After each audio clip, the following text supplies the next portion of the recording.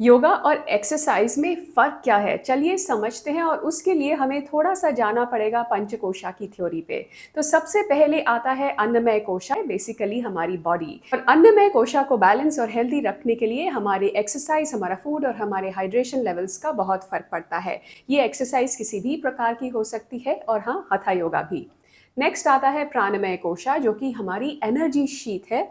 वो डिपेंड करती है हमारे एनवायरनमेंट पे और हम उस एनवायरनमेंट को कंज्यूम करते हैं अपने फूड के थ्रू और अपनी ब्रेथ के थ्रू। सो हमारी ब्रीदिंग प्लस जो प्राणिक शक्ति हमारी खाने में होती है, सिर्फ मैक्रोन्यूट्रिएंट्स नहीं, ये वो सात्विक फूड का जो कॉन्सेप्ट है यहाँ पे आता है। तीसरा आता है मनोमय कोशा, वो हमारा माइंड है। सो बेसिकली हमने एनवायरनमेंट, फूड वगैरह से जो कुछ भी खा पी कर ऑब्जर्व करके प्रोसेस करके डाइजेस्ट किया, उससे बनती है हमारी थिंकिंग और हमारे इमोशंस। और इनको बैलेंस रखने के लिए हमें चाहिए प्रत्याहार और माइंडफुलनेस, यानी कि अपने सेंसेस को विड्रॉ करने की शक्ति। इसके बाद आता है विज्ञानमय कोशा, जो कि हमारा विजडम, इंटेलेक्ट, सबकॉन्शियस माइंड है। और उसके लिए हमें चाहिए मेडिटेशन, उसके लिए चाहिए हमें स्थिरता, क्योंकि उसके बिना हम अपने इंटेलेक्ट को सुन ही नहीं सकते हैं। इसलिए तो आयुर्वेदा में लिखा है कि we keep committing crimes against wisdom या प्रज्ञा अपराध, क्योंकि जब तक स्थिरता नहीं आएगी उस इंटेलेक्ट को हम सुन नहीं पाएंगे, उससे कनेक्ट नहीं कर पाएंगे।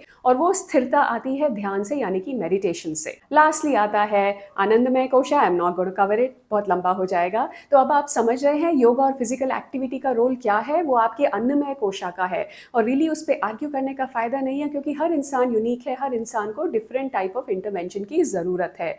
प्राणायाम कोशा से ही हम असली योगा शुरू करते हैं और वो एक्चुअली आज की लाइफ में कोई नहीं कर रहा है। तो जो लोग एक्सरसाइज कर रहे हैं, चाहे वो हथा योगा करें चाहे कुछ और करें, फ़र्क नहीं पड़ता है।